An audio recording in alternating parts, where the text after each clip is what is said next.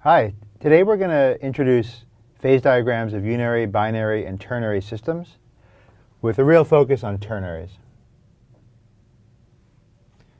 The challenge of drawing phase diagrams is how to capture phase equilibria with flat pictures on a piece of paper. So before we begin, we're going to remind ourselves of the Gibbs phase rule. I'm going to keep this down here on the bottom of the board.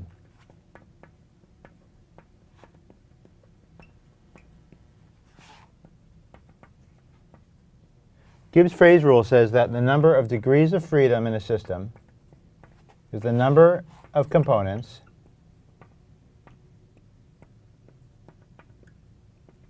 minus the number of phases plus 2. So we'll keep this down here so we can refer to it.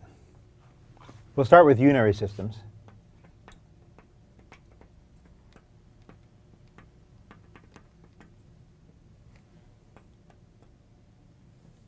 I'll draw the phase diagram of a very well-known unary system.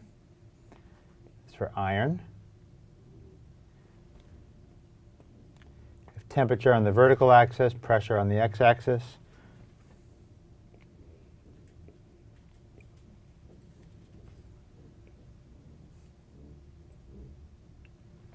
So this is a very well-known phase diagram of iron.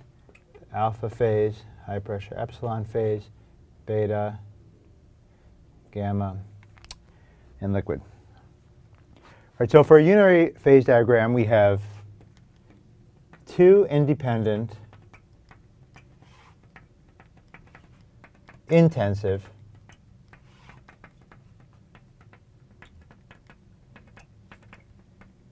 variables, and that's pressure and temperature.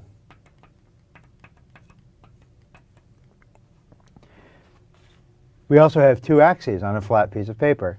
That means we could represent the full phase diagram as a flat image.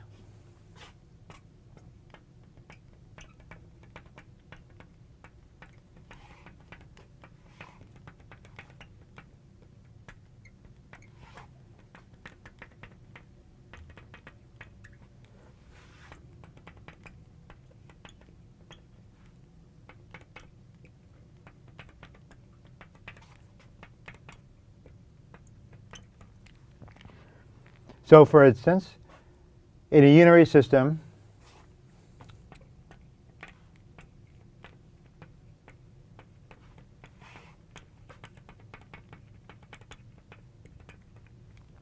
the condition of two-phase coexistence implies 1 minus 2 plus 2, that is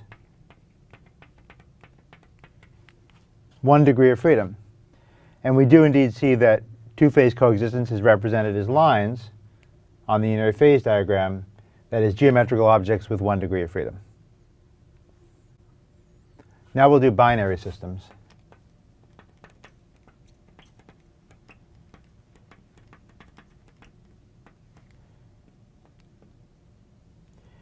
I'll draw the phase diagram for a eutectic system, something like the lead-tin system, perhaps. We have lead, tin. The horizontal axis is the second component, in this case tin. The vertical axis is temperature, and we'll make this a eutectic. So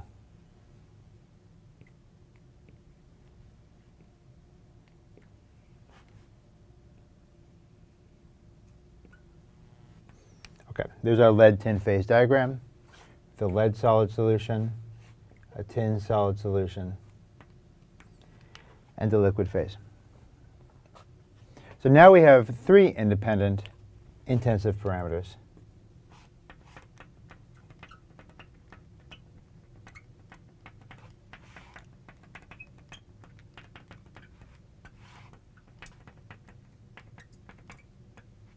That is temperature, pressure, and x2, or if you like, you can choose x1. So if we only have a flat image, we have to represent a subspace. So what we do is we represent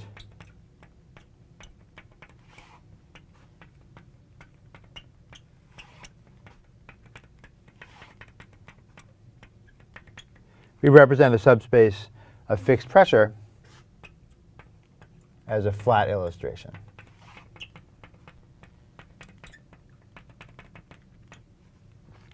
And 99 out of 100 binary phase diagrams you encounter will be for 1 atmosphere of pressure. So unless it says otherwise, you can safely assume it's for 1 atmosphere of pressure. So let's consider how Gibbs phase rule plays here. So for example, two-phase coexistence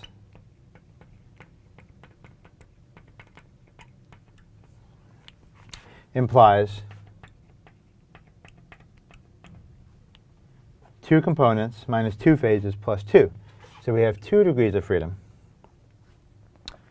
There's only 1 degree of freedom evident in this binary phase diagram. So for instance, let's consider this two-phase region here. We have a tie line connecting that material, which is a solid solution with a fixed composition, and this material, which is a liquid solution with a fixed composition. The 1 degree of freedom that's evident in the phase diagram is that you can move along these lines. That's 1 degree of freedom. The second degree of freedom is actually pressure, so it's coming out of the board. It's not apparent in this diagram. We consider three-phase coexistence.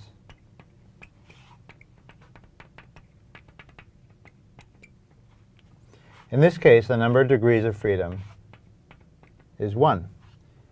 So the three-phase point on the eutectic diagram is, of course, the eutectic point.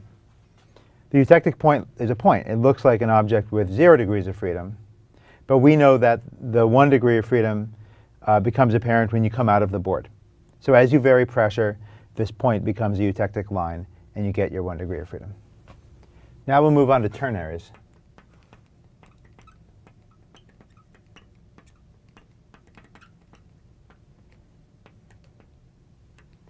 In this case, we have 4 independent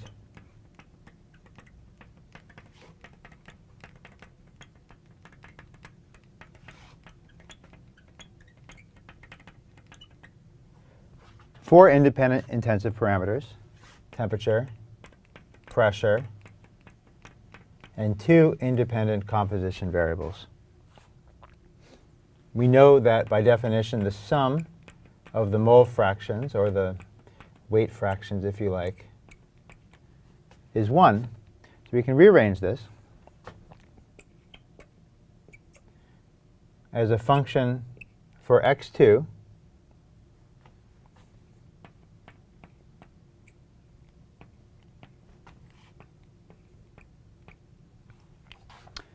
a function of x1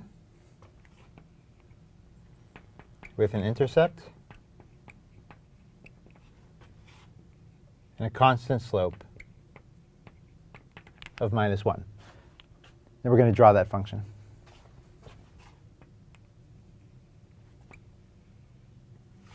So on the horizontal axis, we'll have x1 going from 0 to 1. And on the vertical axis, we'll have x2 going from 0 to 1. And we have a family of curves which is parameterized by x3. So there is the line of x3 is 0. I'll draw a couple more lines. So here's x3 is 0.25, x3 equals 0.5, and x3 is 0.75. OK, we're going to represent composition on the two-dimensional flat picture. But we want to represent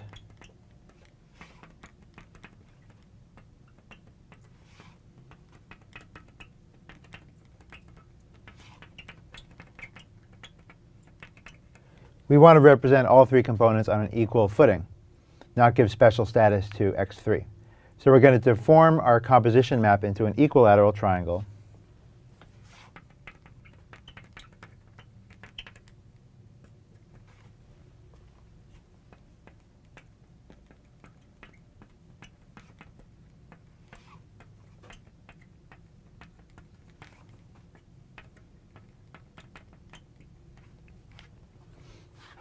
So we'll start with the composition map from the previous slide.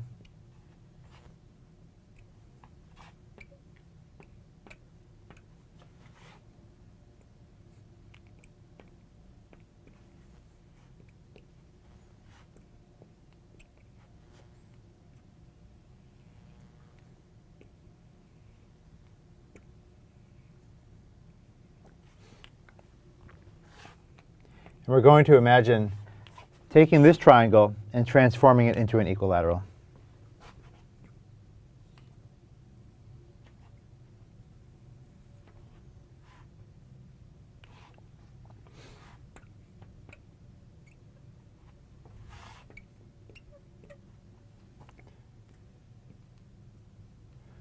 Recognizing now that this corner represented pure component 1, this corner represented pure component 2, and this corner here represented pure component 3.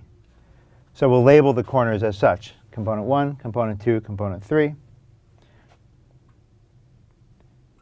And the lines of fixed component 3 mole fraction remain.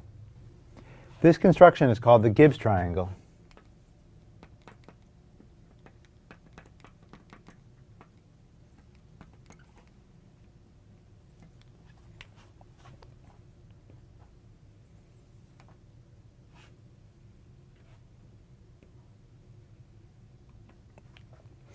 On the Gibbs triangle, the points of pure component 3, 2, and 1 occupy the corners.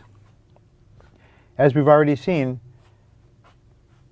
compositions, that is, materials with fixed x3, radiate, as it were, as lines from the x3 corner. I'll redraw those lines.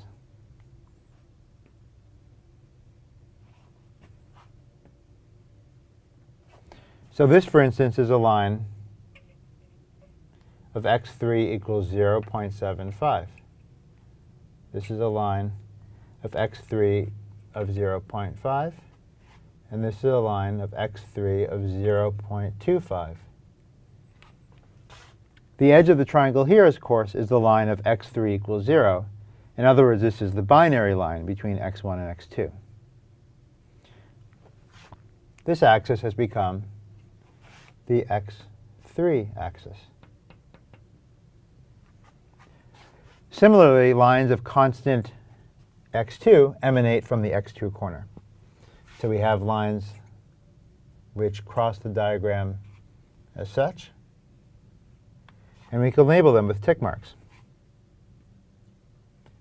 0.75, 0.5, and 0.25. This has become the x2 axis. And finally, compositions with fixed x1 emanate as lines from the x1 corner. Let's see how I've drawn this. So we have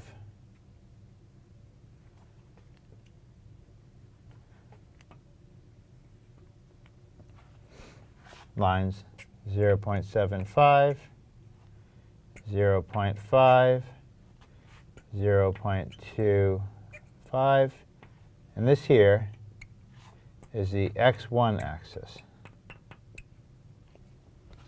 Of course, these lines have been crossed down here, but I'm not great at drawing.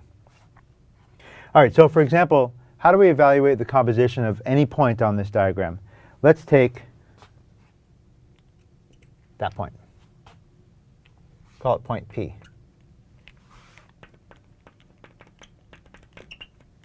Let's first read x3. Well, what we do is we draw a dashed line parallel to these lines of constant x3 composition, and we see where that hits the x3 axis. That's at about 0.6. All right, let's do x2.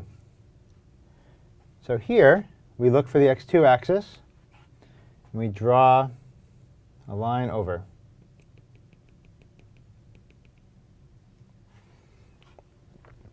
that looks like it's at about 0.3.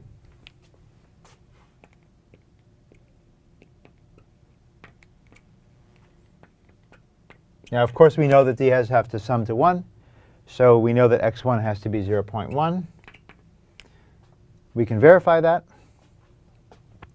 by drawing a line down to the x1 axis, and we do see that it follows right about 0.1. Now we're going to see how we represent phase equilibria on the Gibbs triangle.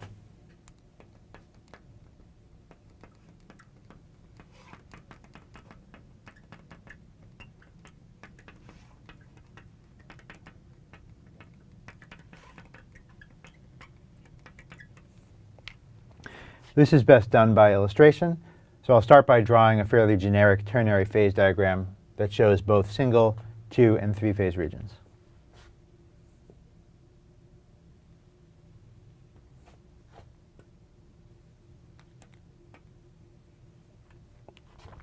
Start by labeling our components.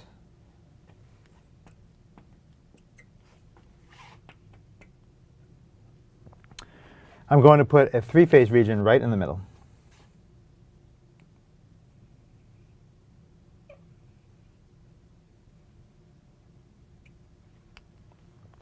This is going to be bordered by 2-phase regions and 1-phase regions.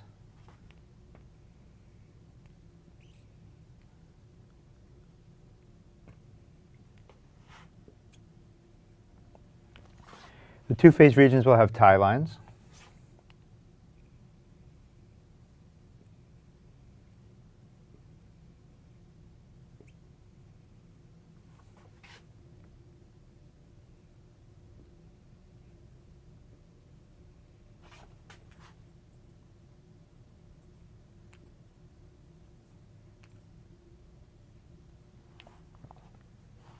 And let me label my phases.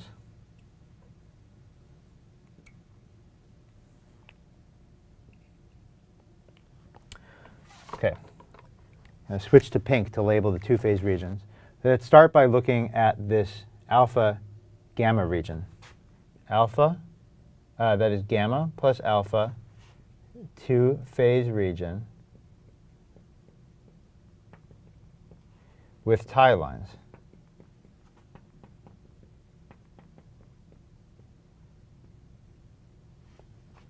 You'll note that in ternary phase diagrams, the tie lines themselves are straight, or I drew them as close to straight as I could, but they're not necessarily parallel. So there's the gamma plus alpha region. Here is the gamma plus beta region. Here, of course, is the alpha plus beta region. And right in the middle, we have the alpha plus beta plus gamma region. Now let's see what the implications are of Gibbs phase rule. So for instance,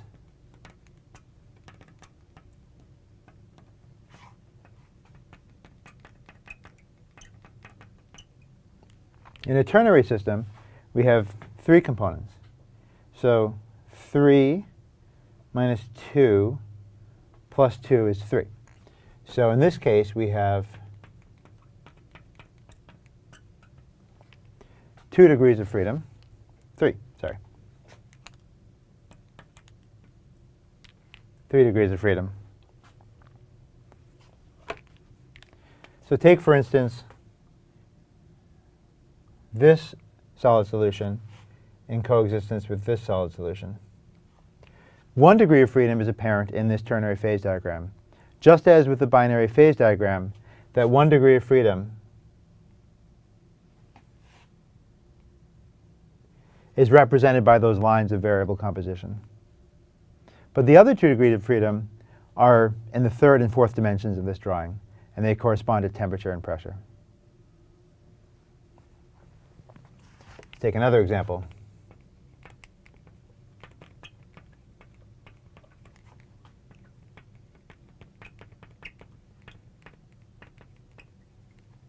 For 3-phase equilibrium, we have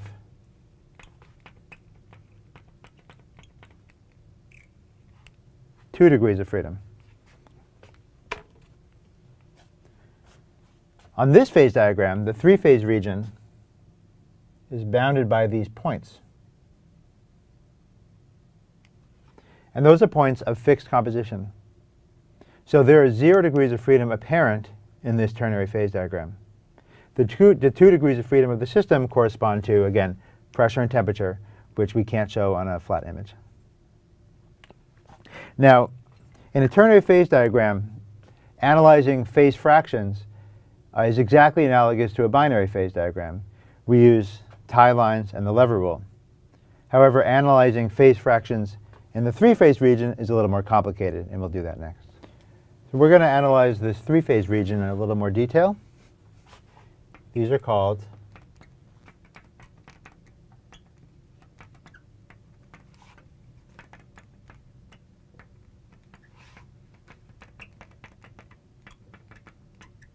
tie triangles.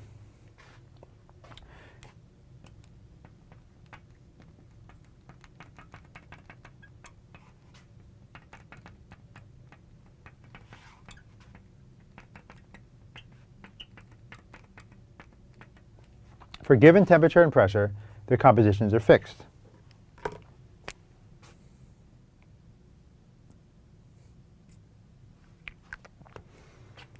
And since of the 4 independent intensive parameters on the ternary phase diagram, we're showing the composition parameters, for typical ternary phase diagrams, the temperature and pressure are fixed. In order to determine the phase fractions, we use a generalization of the lever rule.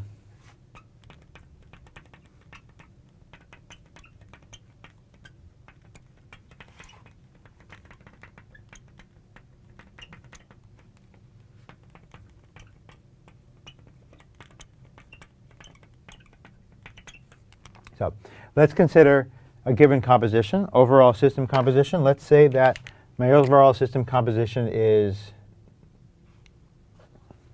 that point there. So the way to figure out the phase fractions is you imagine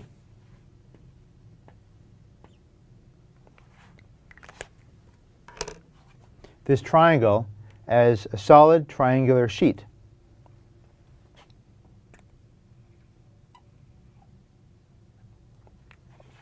And you have it balanced on a pedestal or a fulcrum. There's my overall system composition. So we're going to try to balance it with the fulcrum at that position.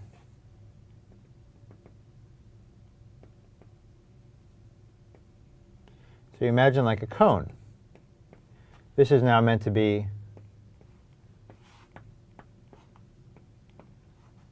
a real three-dimensional object, like a three-person seesaw. And the way you determine phase equilibrium is you add material to the 3 corners until the triangle is level with the ground. So if you wanted to balance out this triangle, you'd probably add just a little bit of material over here, because that has a large lever arm. A little more material over here. That has an intermediate lever arm. And then a big pile of material over here. That's the corner with the shortest lever arm. And you adjust these fractions until this triangular sheet is level with the ground. And the result is the proper equilibrium phase fractions for the system with that overall composition. We're going to illustrate ternary phase diagrams with a very well-known case study of the Ouzo effect. So Ouzo, if you're in Greece, or pastis if you're in France, is a spirit made up of water, ethanol, and anise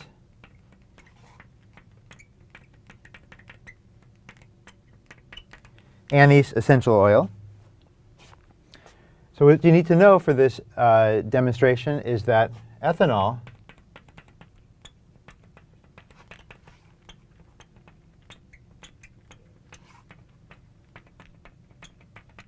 is a common solvent, meaning it's a solvent common to water and the essential oil. But water and oil are of course, insoluble. So first, let's see what happens.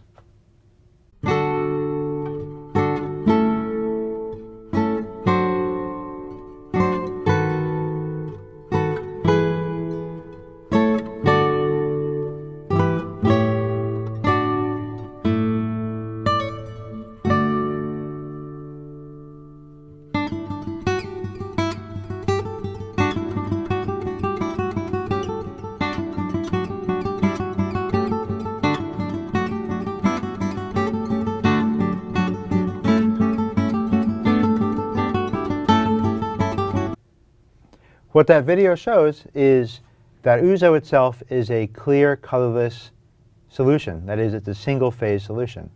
However, adding just a little bit of water causes it to transform into a milky substance that is a two-phase suspension. So we're going to figure out what the ternary phase diagram for the system has to look like in order to be consistent with the Ouzo effect. So let's start by drawing the triangle. I'm going to put water down here, ethanol here, and the essential oil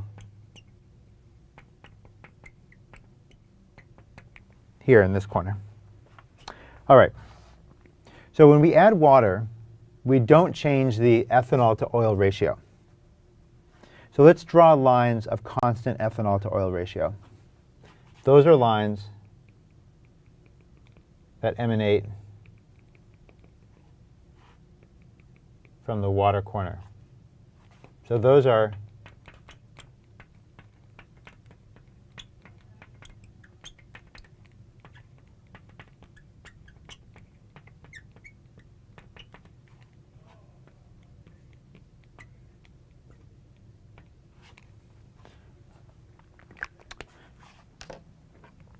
Now, Ouzo is a pretty strong drink, so let's say it's 100 proof. That is roughly 50-50 ethanol water. So let's draw a line corresponding to 100 proof.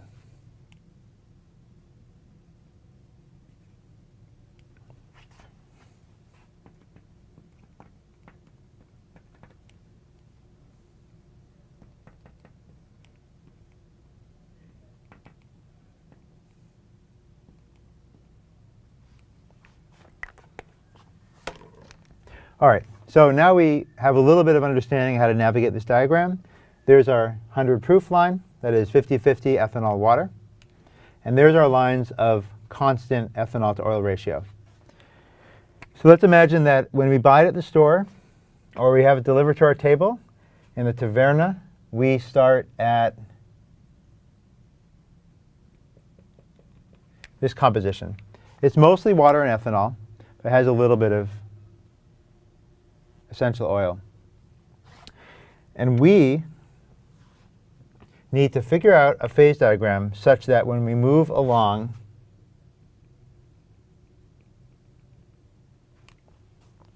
that line of constant ethanol to oil ratio, we move from the single phase to a two-phase region.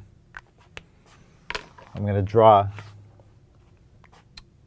the boundary of a two-phase region that's consistent with that observation. There. And I'll draw the tie lines.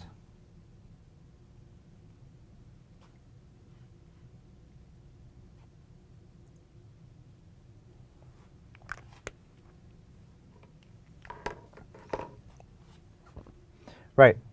So here's a proposed phase diagram.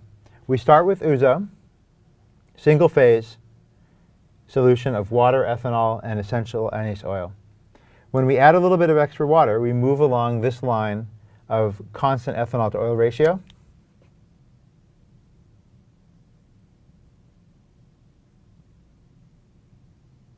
Until we enter into the two-phase region. And now I have a cloudy, milky suspension with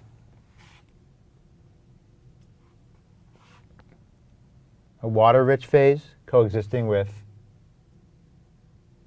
this phase, which lies roughly in the middle of the ternary phase diagram. All right, so now we have our cloudy two-phase Ouzo drink here, represented by that point in the two-phase region. That's at ambient temperature. Now we know that increasing temperature makes solution forming more favorable. So let's see what happens in practice.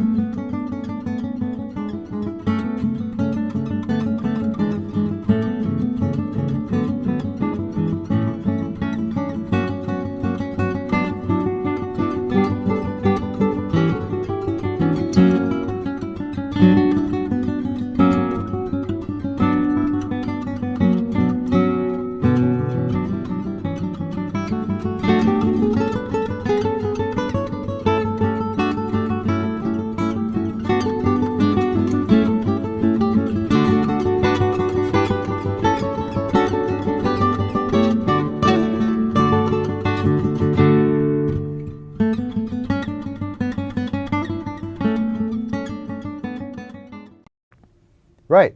So what we saw was that at 41 degrees C, the two-phase region seemed to be resolving into a single-phase region. And as we continue to increase the temperature to 47 and 62 degrees Celsius, we've recovered a single-phase solution. Now, granted, you could have been changing composition as you have differential evaporation from the solution, but the cuvette was capped. So let's assume that the overall system composition of that liquid-liquid two-phase system did not change. Let's see how we would represent the effect of changing temperature on the ternary phase diagram. So I will start by labeling our initial two-phase region boundary by the temperature at which that initial video was shot, 20 degrees C. Now let's draw a different boundary that's consistent with the observations at 41 degrees.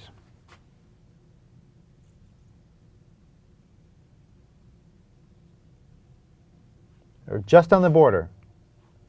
We'll label that 41. As we continue to increase the temperature, solution forming seemed to become more and more favorable.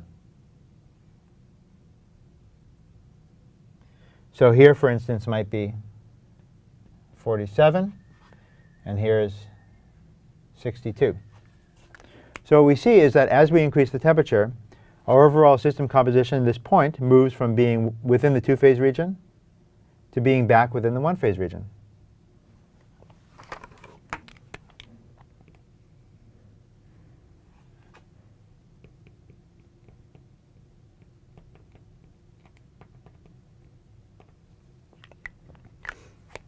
So in this way, we can show you a little bit about what happens in the third dimension on the flat ternary phase diagram by drawing contours of the borders between regions as if they were contours on a topographical map and labeling those contours by the temperature.